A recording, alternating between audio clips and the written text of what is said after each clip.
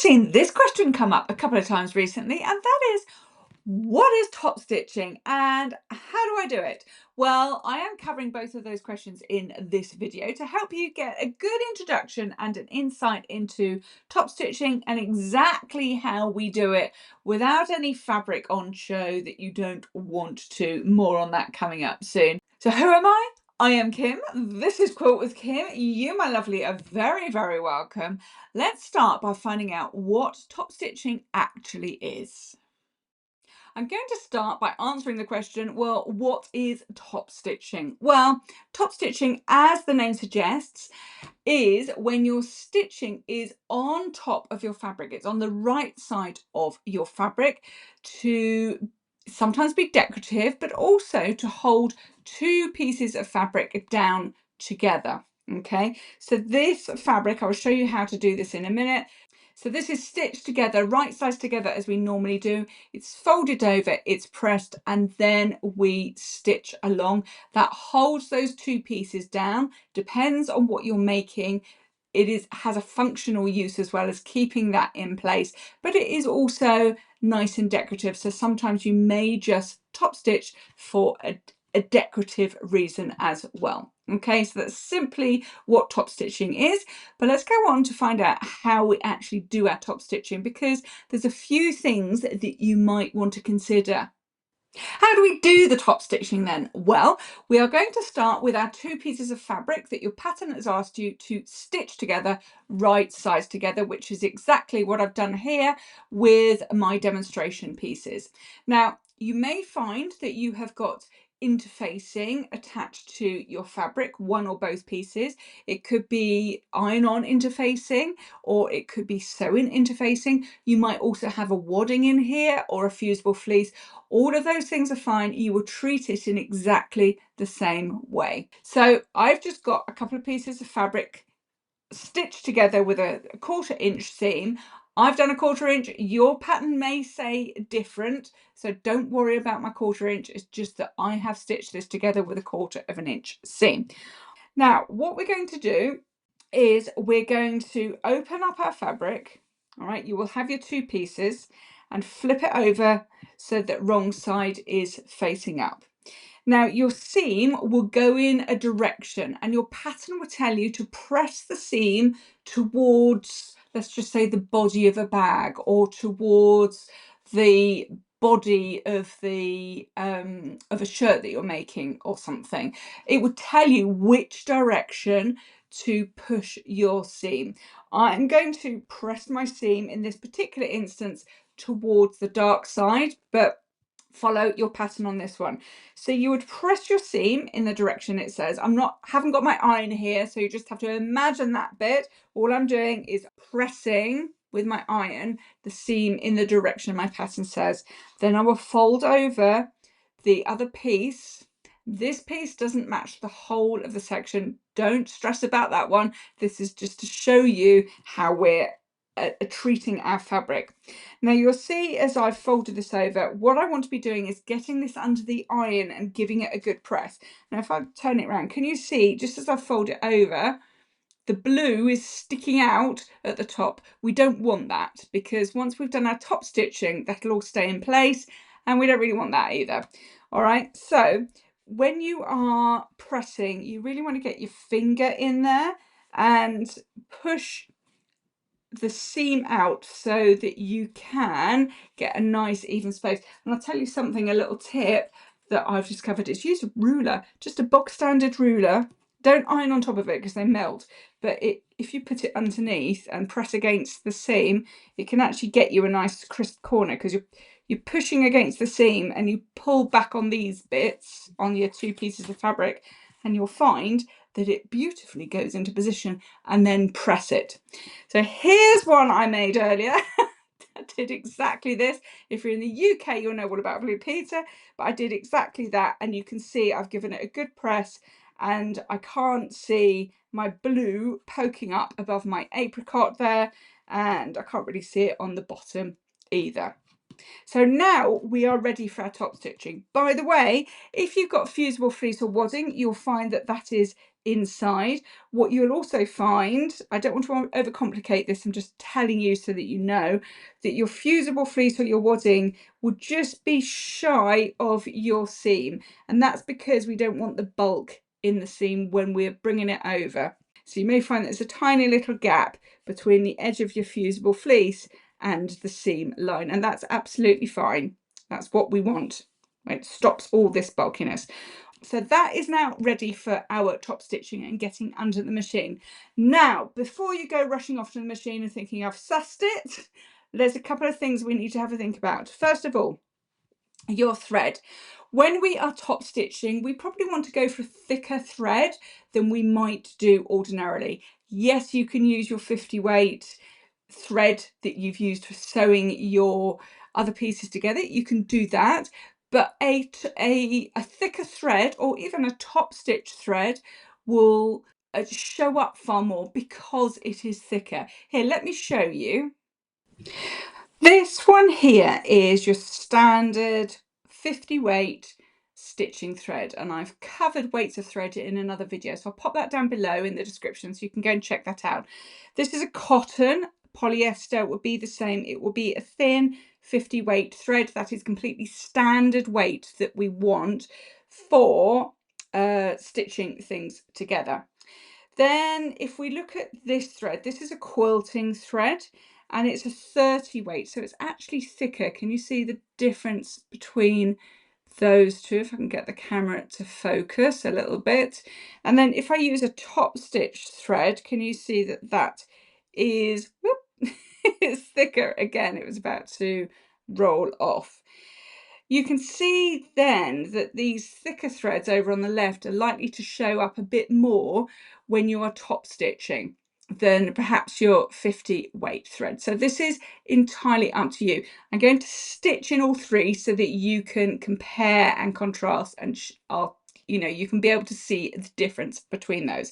So let's start with a standard quilting thread, because this is the one I would go to ordinarily for top stitching because it just gives a bit of extra oomph when I am top stitching. Okay, so that's the first thing you need to think about is your weight of thread. Let's put those to one side for a moment.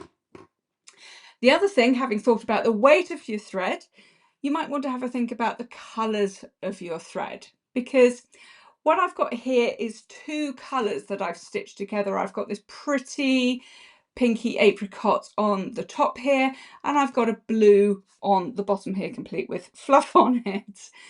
Now, when I put this through the machine, what colours do I want to show up on my top stitching? Because as we've already said, the top stitching is this stitch line that you can see on the finished article. Now, you may want the top stitching to disappear completely, in which case I would go for the same colour thread that will be on your fabric. So I'd put a blue on a blue. You might want to contrast. Perhaps if you're making a bag, for instance, and you're top stitching around the edge, you might want a bit of fancy top stitching to contrast against this apricot-y, pinky, whatever colour it is. You can obviously do both. So what I've put in my machine is a pinky colour, a pinky salmon colour to go on the blue, and I've put a blue which is not dissimilar to these pretty blue flowers, and I've put that in the bobbin, so that will go on the pink here. If you have chosen different colours, you want to really be thinking about where you've put them. So the colour in your bobbin will always be underneath, so you want to make sure that the fabric that you want the bobbin colour on is lying underneath and you're stitching from the top.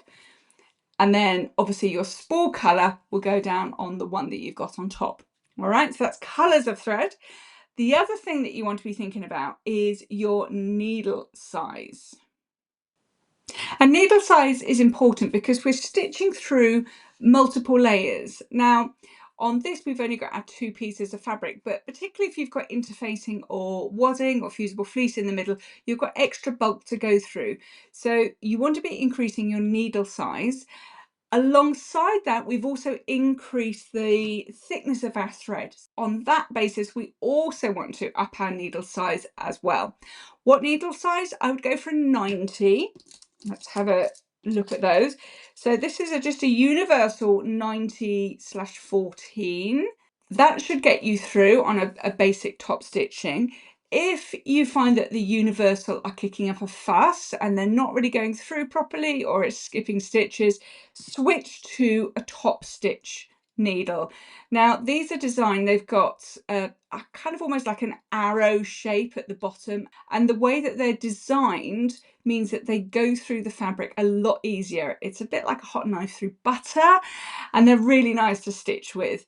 You don't have to use them for top stitching, but they do make a bit of a difference. Again, use a 90 for those. If you've got really thick layers, you want to increase your needle size again, so you might be looking for 100 or 120. But generally, if you're getting started with top stitching, probably a 90 would do you fine. So either a universal 90 or your top stitch 90. And having got that in your machine and you're all threaded up, then we need to have a think about how far away from the edge do I want my top stitching to be. It's kind of up to you, but I like to stick to 1/4 of an inch away from the edge because that gives a really nice finish. But I would experiment and see what you like the look of. If it's a really big piece, like a big bag, you might want to come, I don't know, maybe 1/2 an inch away from the edge. But if it's quite a small messenger bag, or if it's a collar or a cuff on a shirt or something, then you really only want to go for 1/4 of an inch. So let's get this under the machine and I will show you what's what, because there's another thing that you need to keep in mind as well. I've got a computerized machine here, so I've set my stitch width at 5.5 because I know that'll give me 1/4 of an inch distance away from the edge of my fabric where I want the top stitch line to be. If you've got a manual machine, you'll probably find that there's a little marker on the base plate of your machine to tell you where that 1/4 of an inch is, or experiment to find out where you want your top stitch line to be. But standardly I tend to use 1/4 of an inch, and when you're starting top stitching you can't go far wrong with that as a distance away from the edge of your fabric. The other thing that you might note here is that we've got our stitch length at 3.5, and that is because we're going through multiple layers. We're going through 2 layers at least. If you've got interfacing or fusible fleece, you've got more layers there, so you want a longer stitch length to go through those layers. And the other reason is that you want your stitch to have some impact. The top stitching, is, as we saw at the beginning, shows up on the top of your fabric and really does a bit of a ta-da, look at me, that's what we want. So the 3.5 will give you that.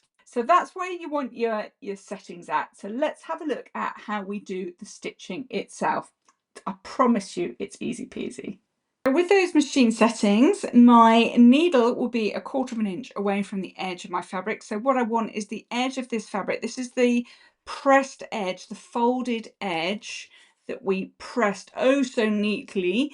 That is against the edge of my presser foot there. I've got my presser foot down. I'm all pretty much ready to go. So I'm going to drop my needle and then I'm going to carefully, slowly, so you might want to slow the speed down on your machine just a little bit, and slowly come down this edge, keeping your edge here against the edge of the foot. And let's come all the way down to show you. And don't forget, what I've got underneath is the blue, so the blue will show up on the apricot underneath. Is it incredibly exciting? There's a hair there. I don't know what a cat hair is doing there. Is it very exciting watching a needle going up and down? But there's more cat hairs. Where have they all come from? I think we need to have words with Shadow. That's the cat, if you're new to this channel. Sometimes makes an appearance. Okay. So what you can see is my nice top stitch line. Let's get this under the camera properly. There we are.